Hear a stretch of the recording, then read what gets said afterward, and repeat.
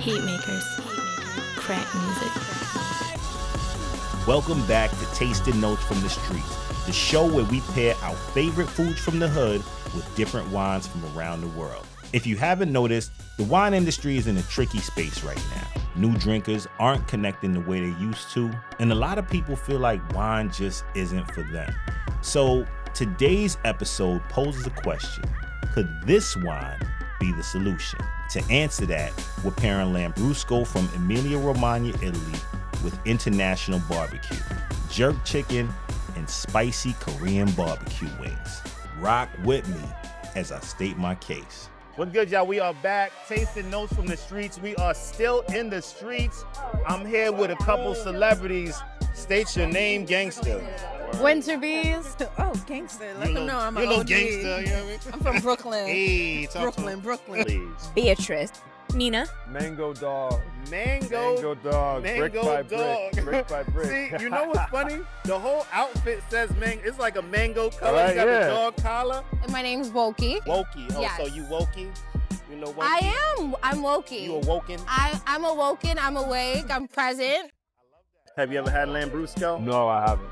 Sparkling red wine. I have heard of Lambrusco. Okay. I think I mostly had sparkling white wine. It's a red wine. It is a red wine. Like a light red, lightly sparkling, carbonic, totally crushable. I don't remember the grape, so I'm gonna just stop right there. Lambrusco isn't just one grape, it's a family of grapes. The four you most likely gonna see is Sobera, Grasparosa, Salamino, and Maestri, each with its own personality, from dry to sweet, to light and floral, to darker and more full body. It's a real cool red, you know? Nah, literally. It's best served chilled, and a lot of them got a little light fizz. Flavor-wise, you're getting black fruit. Think blackberry, black cherries, balanced by some grip with a little sparkle on it for that razzle-dazzle. That's what made me choose Lambrusco. It's one of the easiest red wines for new drinkers to get into, especially for people who think they don't like red wine. We talking about barbecue from all over the world. One of my favorites is jerk chicken. Are you familiar with jerk chicken? Yes, I'm Trinidadian. I'm Caribbean. Oh, you done know. Yeah, man.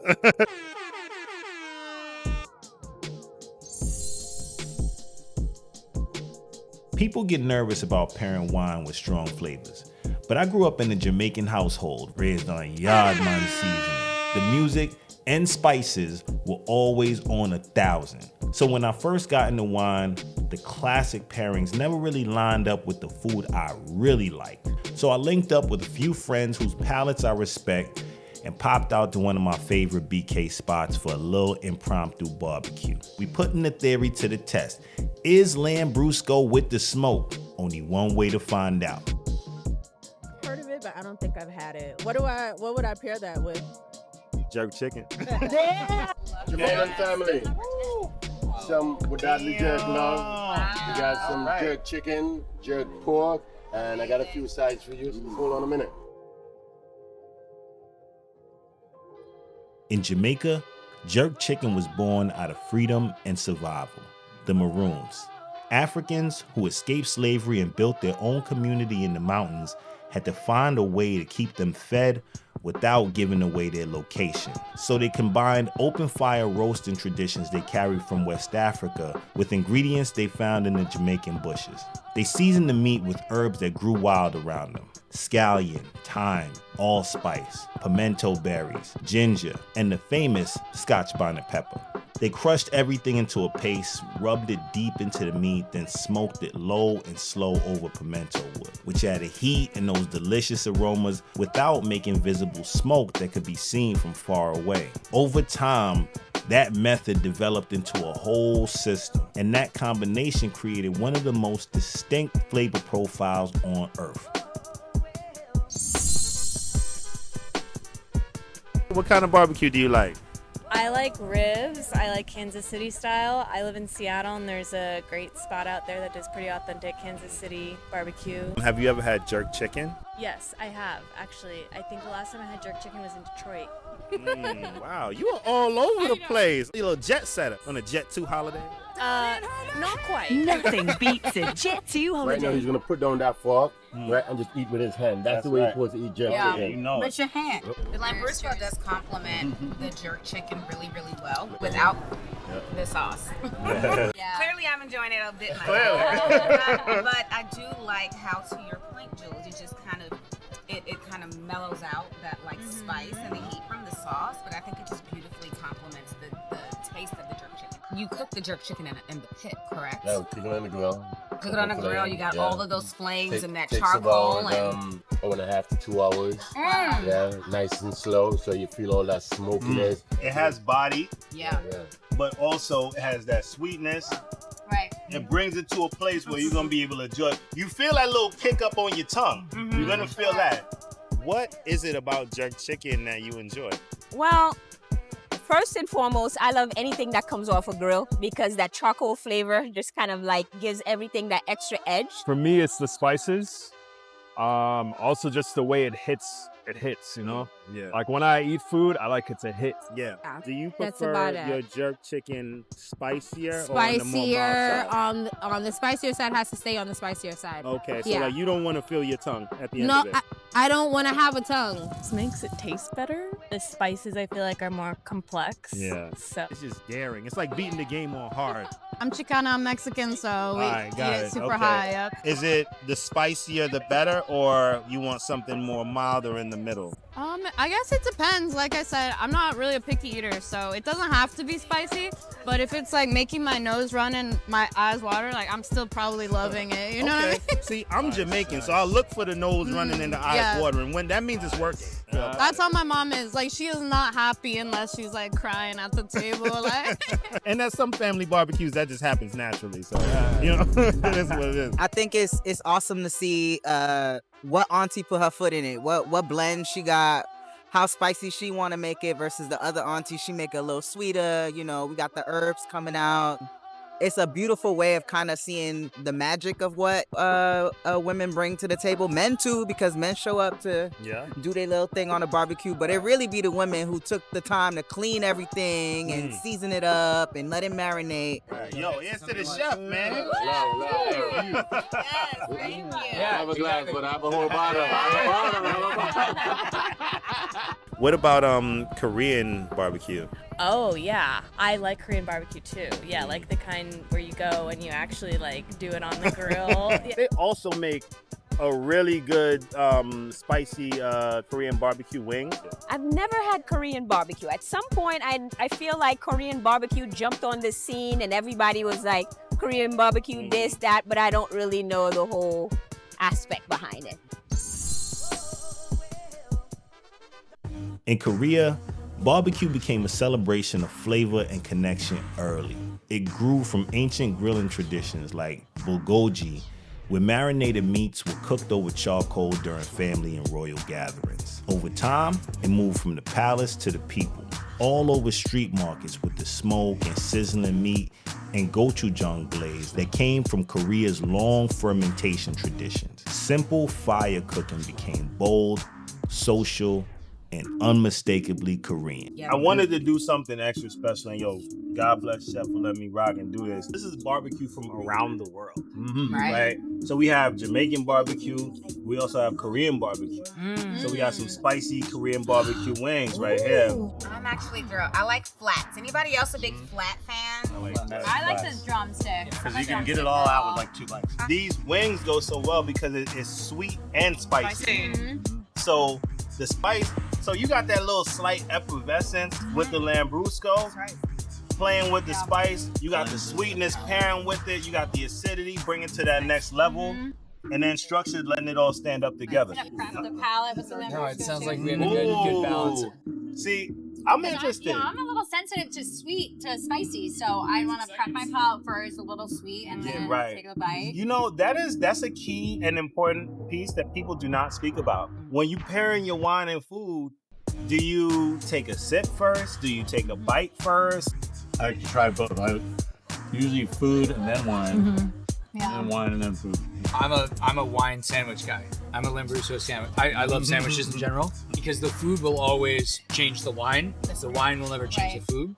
There are so many foods that we love outside of Europe, and European food is not as flavorful as so much of the world from outside of Europe. That's what's great about something like that has a lot of flavor but isn't heavy and can go easily with the flavor of all these things that we're having. Like, everyone loves barbecue.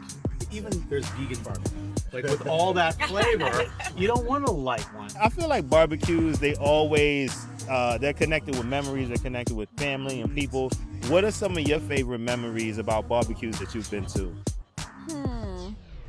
Line dancing, electric slides, double dutch. The quarter juices that no longer exist. Those used to be at all the barbecues. Not the kids are getting Capri Suns now. We didn't have that. When I think about barbecues, I think about, digging around in the cooler until you get like frostbite.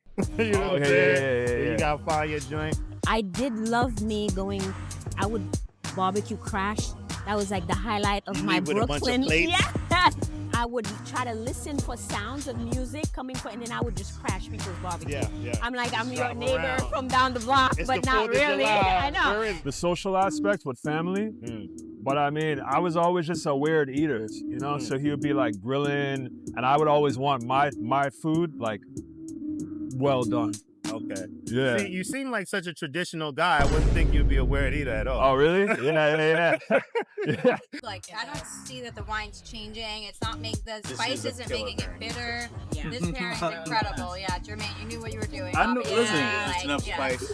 When I'm at home, this is what I do. Yeah. I'm just like a mad scientist in the crib playing with stuff. You ever wonder how barbecues started? There's a reason that every culture has its own version of cooking over an open fire. The word barbecue comes from the Taino people of the Caribbean, who slow cooked meat over a raised wooden frame called barbacoa. When Europeans arrived, that method traveled with them and took on food traditions everywhere it landed. In the American South, barbecue evolved through a mix of influences: indigenous smoking techniques, European seasoning, and the cooking knowledge carried by African communities that were taken to the region. Over time, those traditions turned into a real craft. What started as a way to preserve and prepare food became a point of pride, a way to feed crowds, mark occasions, and pull communities together. As people moved around the country, barbecue moved too. Everybody had their own thing: Carolina whole hog, Texas brisket, different woods, different sauces, with that same fire and smoke as the center. By the mid-1900s, barbecue became a symbol of togetherness across America. Small town church picnics, big city block parties. It was something about cooking outside that always brought people together. Eventually, that grill became less about the equipment and more about the energy, the smoke, the jokes, the music, the people. That's what turns a meal into a memory. And that was why I felt like this was the perfect testing ground for this episode. If wine can show up here in one of the most flavor-packed, community-driven spaces in food culture, maybe it can really help bringing people into wine. And as you're about to see, Lambrusco isn't just made for food. It also moves well behind the bar.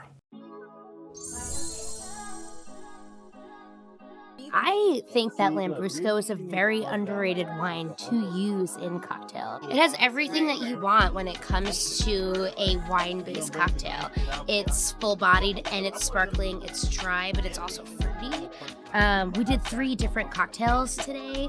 One was a Negroni variation, one with watermelon juice, so you have all the notes for summer drinks. I think pairing a sparkling red wine with watermelon is new and exciting, and a little bit of smoky mezcal is great. It's also a little bit lower ABV, so you're not getting as drunk as you might be if you're drinking margaritas, but you're also drinking red wine that pairs really great with food. And then when it gets into the colder months. You can do old-fashioned variations or just having it on the rocks with a little bit of spirit is really nice as well. The tannins, the brightness, the bubbles, it's kind of every bartender's best friend. With ready-to-drink cocktails and non-alcoholic wine both seeing about a 15% rise in popularity compared to traditional wine, Lambrusco feels like a perfect bridge. It comes in non-alcoholic versions, already has low alcohol volume, and fits right into that cocktail-ready vibe that people are already leaning towards. As Hove once said, don't fight the flow, be the flow. Certainly, I've had a lot of examples of Korean barbecue wings with champagne or Riesling or other things, and I think this is another example of something that is very easily accessible that goes really well with just great party wine.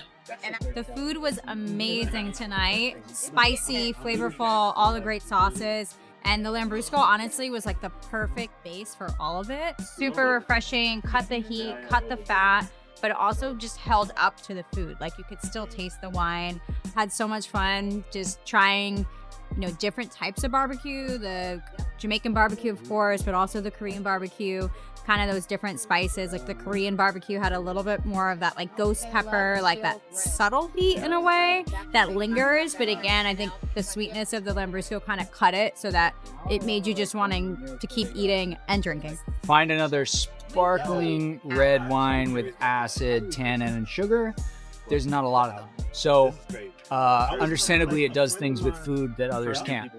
Be it like slightly sweet food, slightly salty food, slightly spicy food, which look, if you want to eat French food every day, that's your prerogative, but there's a lot of great cuisines and flavors in the world, and a lot of them have some spice to it. So whether you're looking to extinguish that spice or like complement and heighten it, I think Lambrusco is probably not a bad way to go. In Emilia-Romagna, Lambrusco was always known as Vino del Popolo, the wine of the people. Back in the day, it was called a peasant wine because the people making it were the farmers working the land every day. Back then, peasant literally meant agricultural worker. They made this wine for themselves, their family, and their community. As culture changes, wine has to change with it. And the streets are saying Lambrusco is looking like the perfect bridge. And here's the part a lot of people don't know. That tradition never left. Riuniti, the brand we use at this barbecue, is still collectively owned by the same families who built that region's identity. The wine stayed in the hands of the people who created it. We freeze our hands off in coolers, we dance and smoke from barbecue grills, and we eat with people we love. If wine belongs anywhere, it belongs there. Lambrusco is invited to the cookout. Vino del Popolo. I'm Jermaine Stone, and this has been another episode of Tasting Notes from the Streets. Man, this is what we here for, baby. Yeah. See, you were saying you wasn't a wine drinker. He's into it now. This is how you learn. Wine has a conversation in relationship to class. And so I think it's not like us doing like malt liquor, but it's like us showing wine in a very particular way. It also shows that like the craft and the skill that we have outside of like what society puts on us. This is why this conversation is good, because I like sharpen my knowledge and then it's all gone after a glass of wine. All right, yeah. That's good to know. That's a lot of knowledge. That's what I'm here for, baby. This is what Tasting Notes from the Streets is all about. Really fun night, hanging out, drinking Lambrusco. Anything else?